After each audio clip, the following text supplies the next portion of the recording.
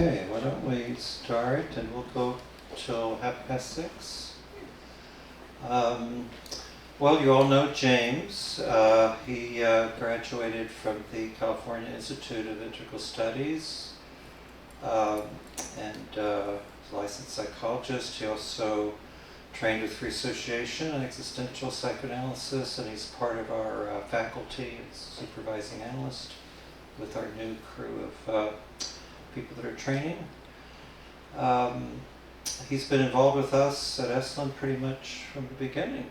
Almost, yeah. And it's been an essential part of our annual workshops. He's also a very, very interesting thinker. And today he's going to talk about Carlos Castaneda, R.D. Laing, and Nietzsche, and exploring the healing power of psychotherapy. So, James, take it away. All right, thank you.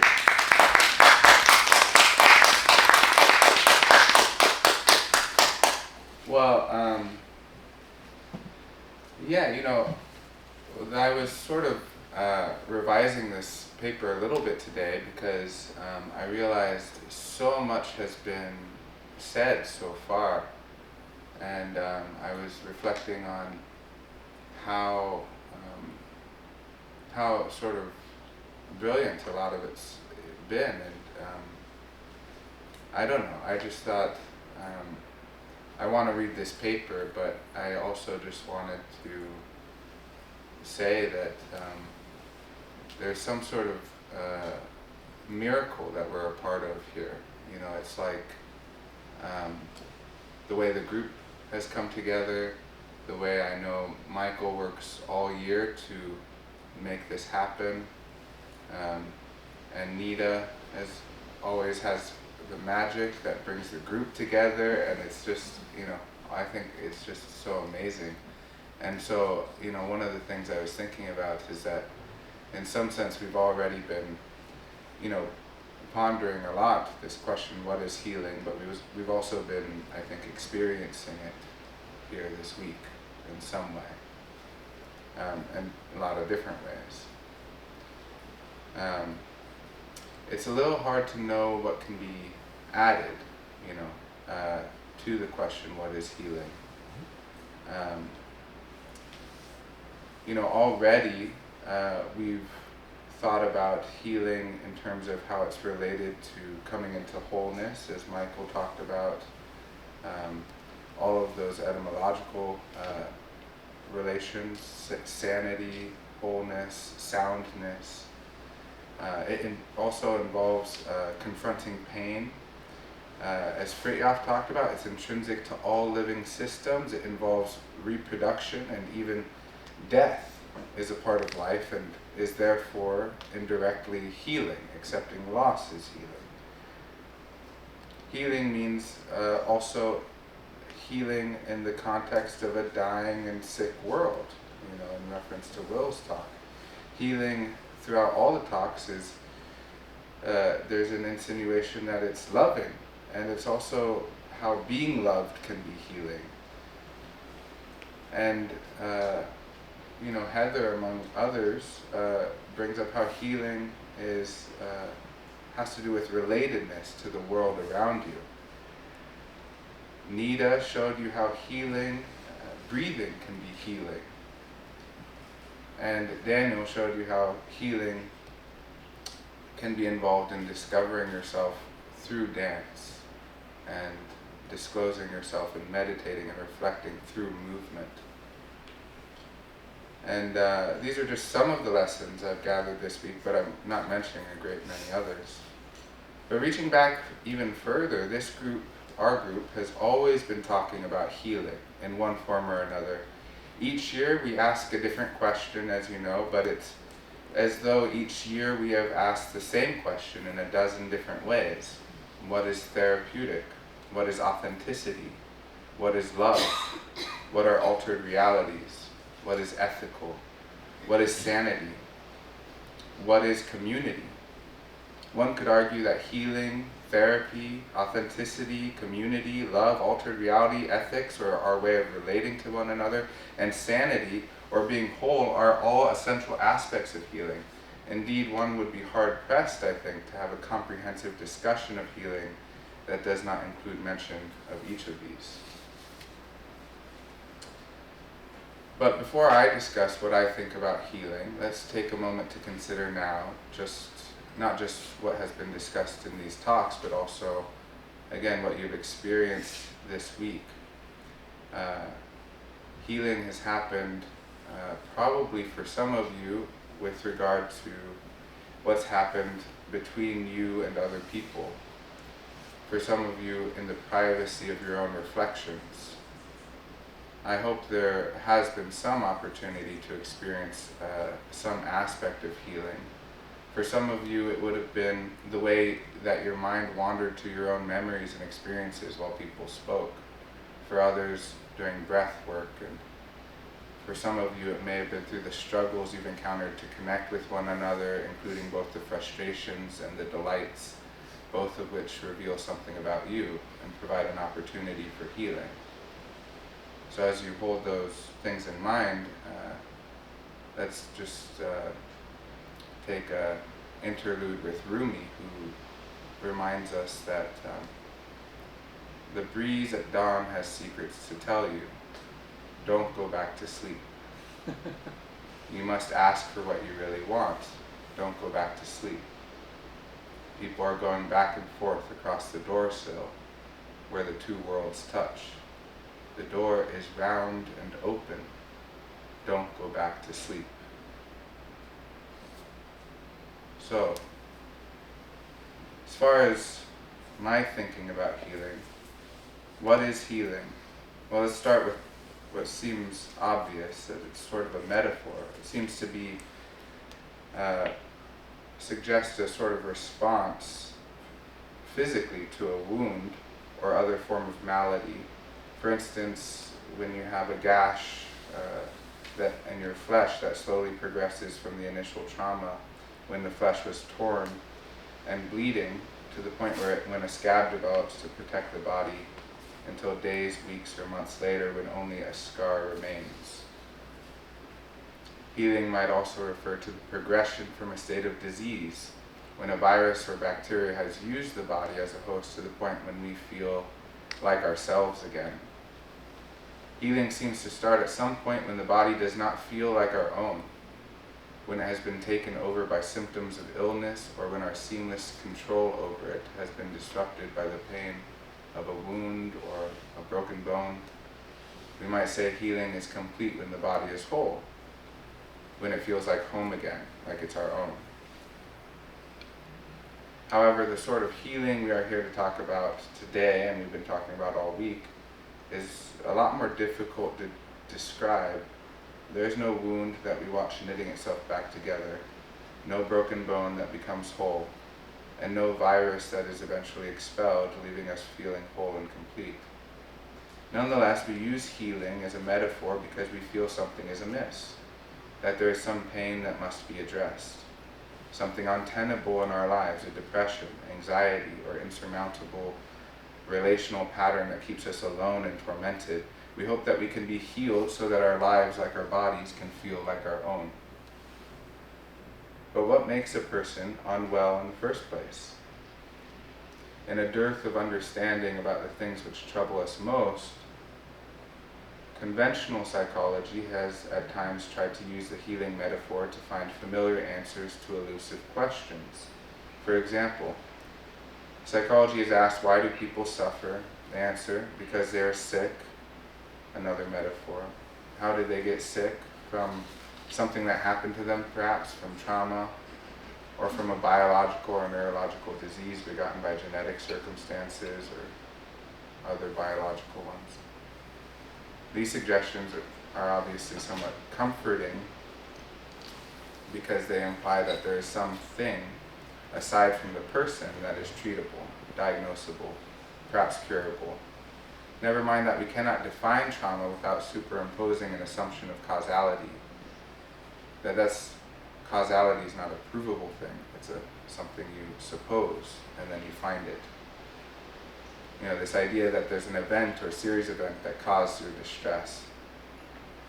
Neither can we identify a mental illness as distinct from who a person is. As Laing once put it, a person does not have schizophrenia, they are schizophrenic.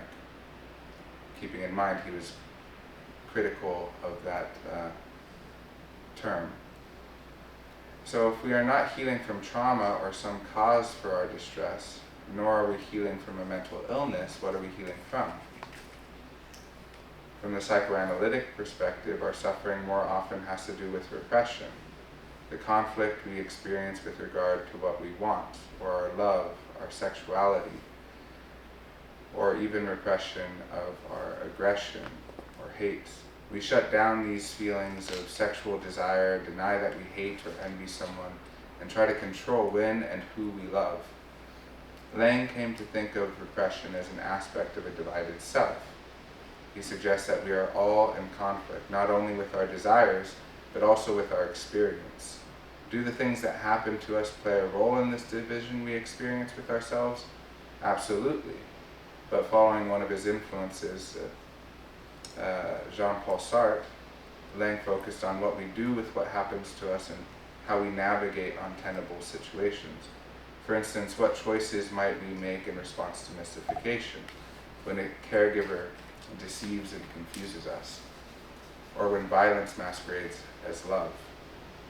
Do we allow ourselves to be deceived and sacrifice our own experience of what is real in the hope of preserving our relationship to those whom we need and love the most? Or do we hold fast to our experience and risk losing the love we desire from those closest to us? Either way, we lose. Healing, or to become whole, to be at home in one's life and feel it is your own, is not as simple as recovering from a wound, waiting for a broken bone to knit itself back together again. It also involves facing the choices we have made in response to untenable situations that have led to division within ourselves, or between ourselves and our experience. Among other things, healing involves embracing one's choices, perhaps especially those that helped us survive the disappointment and pain in our lives.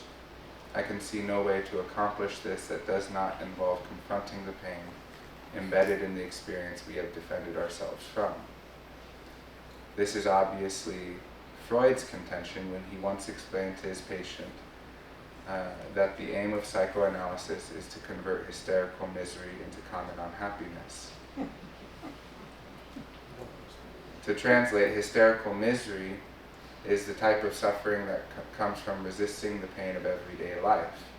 For instance, consider the old adage, it is better to have loved and lost than to never have loved at all.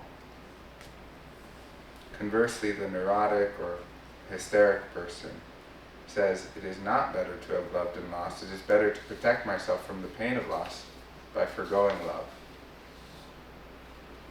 Consequently, they flounder in regret and loneliness and try to compensate themselves with alternative forms of satisfaction that never quite address what they really want. To follow Freud's explanation, psychoanalysis would provide the patient an opportunity to grieve the pain of disappointment and heartbreak, to permit pain without resentment, and thus to exchange the suffering that comes from resisting pain for the suffering that comes from loss, disappointment, and grief. The former type, hysterical misery, forecloses upon experience, while the latter accepts it as a part of life. But healing is not merely an internal process. It leads one to experience pain without resentment, to face life with an open heart, an open mind. I put open heart before your talk, I'll have you know. One comes to say boldly, and perhaps even through tears of pain and heartbreak, I would rather love and lose than live without love.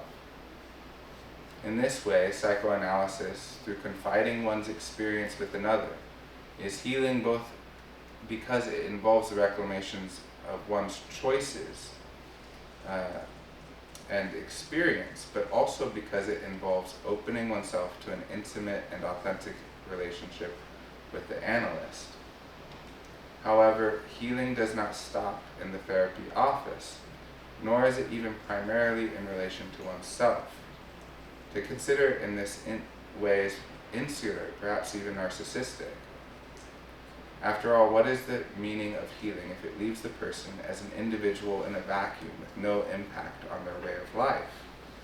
The type of healing that involves a transformed relationship to pain and experience must also be a healing that changes one's relationship to the world. What is healing in relation to the world, and how does one achieve it? Well, drawing from the work of Carlos Castaneda, I would like to talk about how to think about healing in terms of how it can imbue our relationship with the world with passion and wonder. In the first place, passion, because etymologically it connotes both desire and suffering, which is exactly what accommodating pain facilitates. When you accommodate pain, you open up to suffering and desire. When one accommodates the pain of everyday life, one can accept the way the world moves them. For instance, when you fall in love, you can accommodate the way it makes you suffer. For instance, falling in love. But also seize upon the ways it inspires you. In the second place, healing in relation to the world allows for wonder. Wonder is possible only in the absence of a certain kind of defensiveness, the type that tries to fix the world in place, to know it and control it, to be successful and productive, for instance. In Castaneda's words, we only have two alternatives. We either take everything for sure and real, or we don't. If we follow the first, we end up bored to death with ourselves and with the world. If we follow the second, we create a fog around us, a very exciting and mysterious state in which nobody knows where the rabbit will pop out, not even ourselves. In English, as in many languages, we structure sentences in the following way: subject, verb, object. I love pizza. What this structure suggests is that it is the person who acts upon the world. However, this obscures the truth that we are embedded in the world, a part of it, and the world acts upon us and through us as often as the other way around. In English, for instance, we say that we love the beauty of the waterfall. Imagine the difference when in Spanish we might say that the beauty of the waterfall enchants us. The English sentence structure is just one example of the many ways that we express a vision of a world that is a recipient of our feelings and our actions. But is there any reason to feel confident in such a vision of the world? Or can we just as easily suppose that the world is not primarily full of inert objects that we confer meaning upon? If we do, I think we would be more likely to experience the world as a marvelous, mysterious place that can act upon us. However, such a world might also be one in which we feel uncertain and exposed to danger. In response, many of us get by in the comfort of constant assurances about what is known about the world. For instance, we believe we know, I think many of us, I think perhaps most of us, believe we know roughly how long we can reasonably expect to live. We think there's an average age. It's comforting. We put our faith in articles claiming that the science is in on this or that topic. We believe in our political narratives. For many people, decisions are made not by accessing their own desire, but by consulting Google about what the experts say is best or healthiest. As Sartre said, we are doomed to be free, but obviously it doesn't mean we have to like it. How is it that we are able to confer so much certainty onto what seems to be an obviously ever-changing and uncertain world, how is it that life might seem boring or arbitrary when it is in fact so full of life and the immediacy of one's experience? Laing might say that this is a form of alienation that was contributed to by modern science and its penchant for looking at the world objectively, trying to observe it without being biased by our own personal experience of it. Castaneda, on the other hand, has suggested that this alienation has to do with the sense of self-importance that each of us carries to varying degrees. He argued that one who was preoccupied with their own importance could never really appreciate the world and would see themselves as apart from the world rather than a part of it. In other words, certainty in relation to the world is an attitude that one adopts that separates one from the world and tries to ascertain it. Imagine if this was the sort of attitude that one adopted in relation to a romantic partner. Someone who tried to diagnose their partner, for instance, or try to figure them out, separate themselves, perhaps even ascertain all the knowledge about their partner, might be a part of trying to control the other, never submitting oneself to the effect of the other upon them. It is easy to see how this attitude would kill the passion in a relationship. However, we rarely think that such an attitude might be equally damaging to our relationship with all that is around us, the person sitting across from us, the clouds in the sky. We assume, I guess, that it's just water up there that's evaporated. We think of it only in these scientific terms. They were once meaningful of something. The trees outside, the food we eat, the raccoons that you see at night, the eagle flying overhead, the dream that occurs at night, the image that strikes you while you sit on the toilet. How do we treat the world? Is it fixed, certain, a series of arbitrary processes of biology and nature? How do we respond to the uncertainty and danger of the world? Do we seek certainty and therefore live in a dead and boring world? Or do we wonder at the mystery of the world, bend all of our being toward that which appears to us, and open ourselves to the response called forth by the world? Just real quickly, we started at 6:15 or 6:25? We started at 5:30. 5? Yeah, they got it 6:30. Oh, okay. Okay, I got time. Okay. I won't keep you too long anyways. In Castaneda's book, Journey to Esalen, he wrote a fictional account of his relationship to a Native American in the Sonoran deserts of Mexico who called himself Don Juan.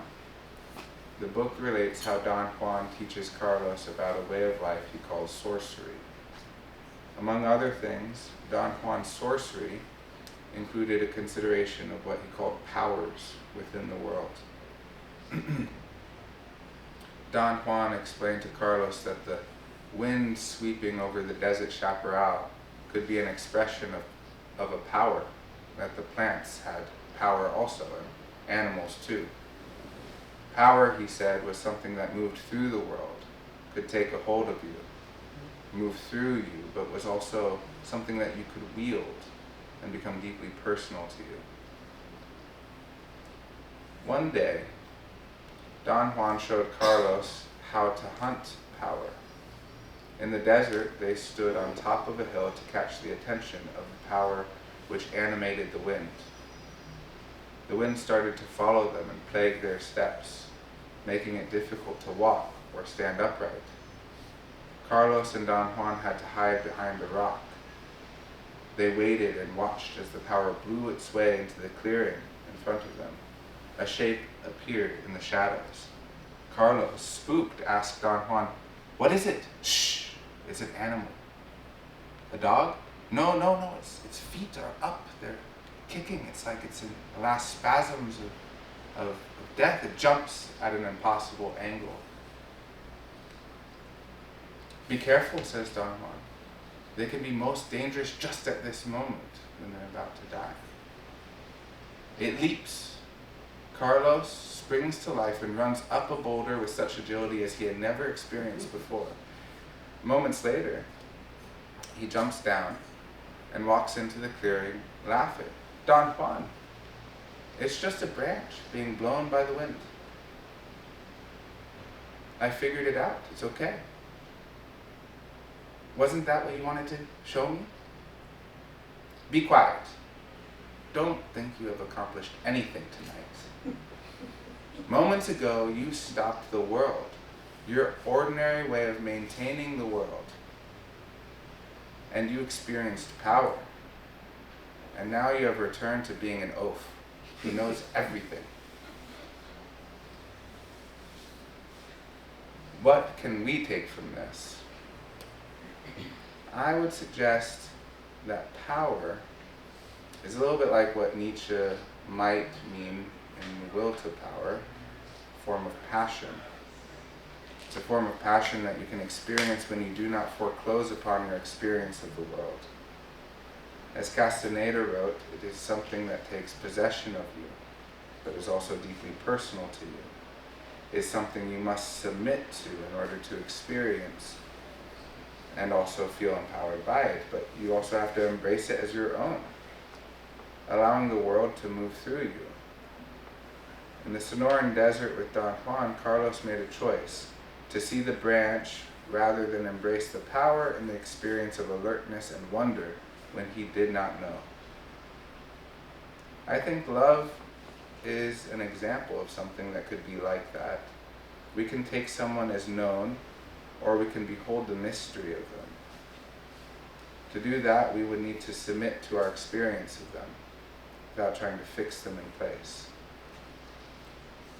And there's just a side note, psychoanalyst Bion would say we enter a session without memory, desire, or understanding. And the freedom that you can experience when you have a friend, think of a friend who thinks they know everything about you. You know, those friends you've grown up with who are disappointed when you change. Those friends who think, oh yeah, you know, I know who you are. And they're always trying to fit it into what they think they know about you. Versus the friend who is always open to who you might become. The freedom you experience in that context. So to summarize, healing is a metaphor we use to attempt to understand the obscure means by which we come to feel at home in our lives. One aspect of this healing comes through embracing the choices we have made throughout our lives, particularly those made in response to disappointment, mystification, brokenheartedness, and other forms of suffering.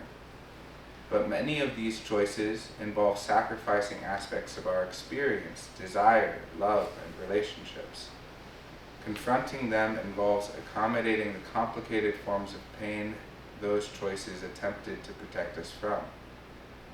But accommodating pain is just a beginning to a new way of life. A healed person who had a broken bone is not somebody whose bone is knitted back together and they're just sitting on their couch. It's the person who's gotten back out there. This new way of life is one that embraces the mystery of the world, to be in wonder in relation to it, and to embrace the ways it impacts and inspires us, calling us into a more passionate expression of who we are in relation to it.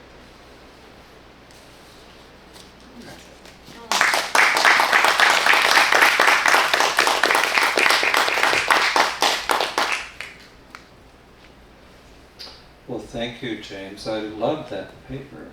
That was amazing. I loved how you summarized most of the themes that we've talked about this week. And also, I loved your use of Castaneda in this idea about healing and making it something of a mystery, so that it's hard to pin down just what healing really is. And That's what's been to me so wonderful about this week is all of us meditating on this idea and playing with it, each in our own particular way. And I think we've all come away from this an amazing richness of perspectives and views. And, I love how you put all that together at the very end. So let's turn it over to questions and comments. A little side note, Mike, you know, the summarizing quality of, I put the summary at the end, but a lot of why some of it felt like I was bringing things together was just because I'm your student. It was just a coincidence.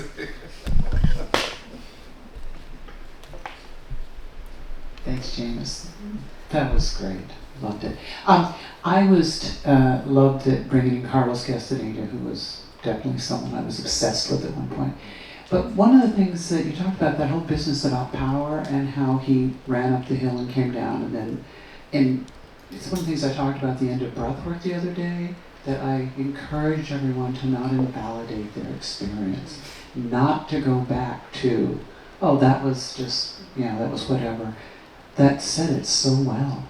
Like, if you felt you were an eagle flying around, there's power in that. It's not just, there wasn't really an eagle.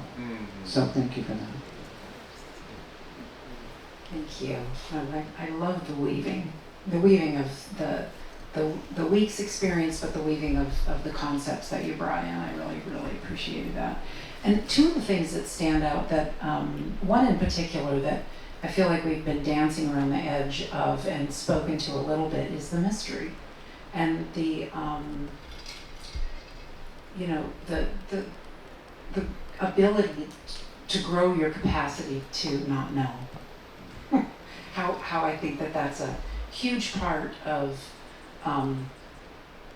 maturing, and also a huge part of being in practice with people that we work with, is helping people, at least in the way that I work, is helping those that I'm working with understand that we don't know, and how do we build our tolerance for that, and where do we draw on, what do we draw on for that, within ourselves. Yeah, absolutely. I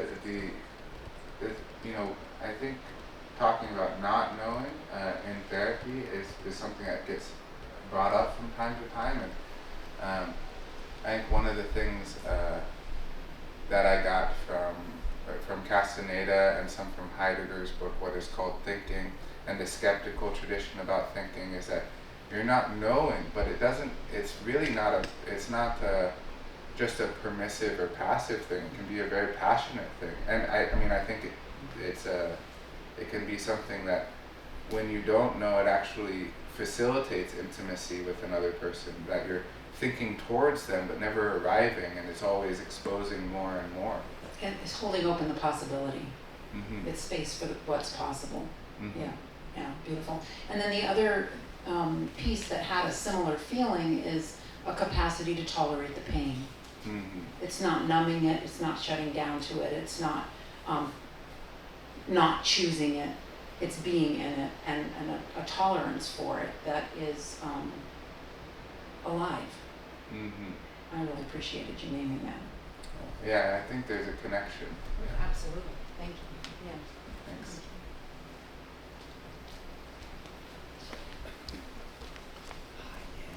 Grill my brother real quick. So when you, it kind of sounded like not knowing and kind of surrendering to the mystery is like a conscious choice, right? Would you say that? It's a choice that people make. It's a choice. Yeah. I don't know. Conscious is a complicated question, I think. But yes, it's a choice. Leave that word out. So as far as I've had the experience of the consistency of not knowing becoming a norm, right? So you wake up one day, and one day it's fascinating, the next day it starts to become Groundhog Day. Of like, here I am again, not knowing, and then it becomes I know I don't know. Mm. So I was just curious on what you thought about that. Mm-hmm. Well, yeah, I mean, it just reminds me of something we end up talking about a lot with Pyrrhonian skepticism. We think about, there are these different ideas about knowledge that, are you trying to know? Do you think it can be known if it's investigated enough? Do you arrive at this idea that it cannot be known? And I think there's something about the idea in Pyrrhonian skepticism seemed to be that you don't know if you can know or not. But you're still investigating, right? And so I think there's a way of being that's sort of mirrored. I mean, we're thinking about it in terms of knowledge and that sort of thing, but there's a way of being that's also mirrored in terms of your relation to the world and all experience that, is there something that's trying to work towards a place of final arrival, or are you, sort of on this adventure that's always just kind of exposing more and more to you. And I think that with, it's the same thing with, desire or passion. It's like when there's a type of desire where you want something, you want to have it and arrive at it and then be satisfied. You don't have to want it anymore. And there's the type of desire where you say, well, I can never get what I want, so what's the point? But there's something else where desire is more about intimating and getting closer and building a relationship with, and the exciting way that the mystery unfolds. Okay, yes. Will.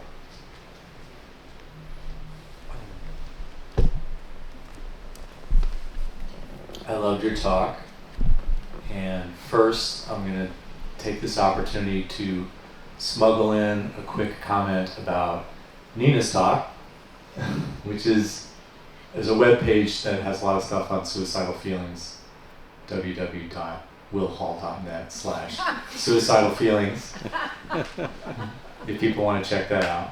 It's a secret webpage only to people that I do trainings for, so I'm being very generous in giving it to all of you. Having said that, now I would like to respond to your talk, which is to say that it really struck me. I've been taking notes on the talks, and when things really strike me, I put an asterisk, and then when things really strike me, I put 2 asterisks. You got 3 asterisks for this. So, and it's like getting gold stars. well, it was and it was when you considered 2 different kinds of friends: the friend who knows you, and then you contrasted that with the friend who is always open to who you might become. Whoa, that was just beautiful. So thank you for that. Thanks. Yeah, that's definitely a way I relate to it. That's something you can recognize, right? you have those kinds of experiences. Yeah, I was wondering why you kept the first friend. Why you kept what? First friend. Yeah. Well, actually, it's. I think I was reminded of that because Don Juan told Castaneda, your friends, those who have known you for a long time, get rid of them. Because he felt that there's, I think that's a way that he was drawn from, like Sartre's idea of the gaze of the other, so somebody who knows you, and the power of somebody sort of fixing you in place. That can be really confining. And obviously there's just such a clear analogy to therapy. When we're always trying to fit somebody into a schema, and to attach to whatever our understanding is of them at that time,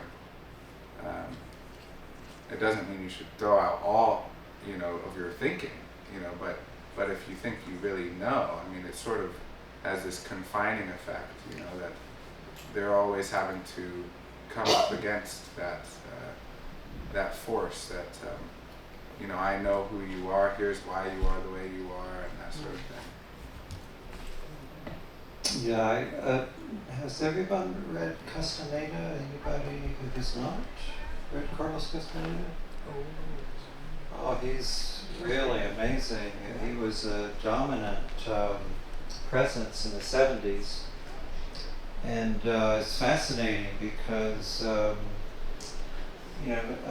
Carlos Castaneda was an anthropologist, got a PhD in anthropology at UCLA, which has a very famous anthropology program. And his dissertation was on this person that he claimed to have met, Don Juan de Matus. Nobody else had ever heard of this guy, or this, he was a Yaqui, said he was a Yaqui Indian, somewhere around the border between the US and Mexico, but it was a bit of a mystery, exactly where he was, because Castaneda said he was pledged to make it a secret. And he wrote a number of books, all published by Simon & Schuster, nonfiction, anthropological research, but the whole thing was made up. Don Juan never existed, and to this day, those books are published as nonfiction. And of course, he never admitted that it was made up, but what a mind to have created this like that in such exquisite detail. He's a really marvelous person. But I highly recommend reading him if you haven't gotten around to. Journey to Esalen is by far the most amazing of the books. Yeah, he seems to draw from old teacher stories, maybe he draws from Sufism, and then there's phenomenology and Sartre. Don Juan de la Cruz, everybody, you begin to see traces of his Don Juan located in all these traditions.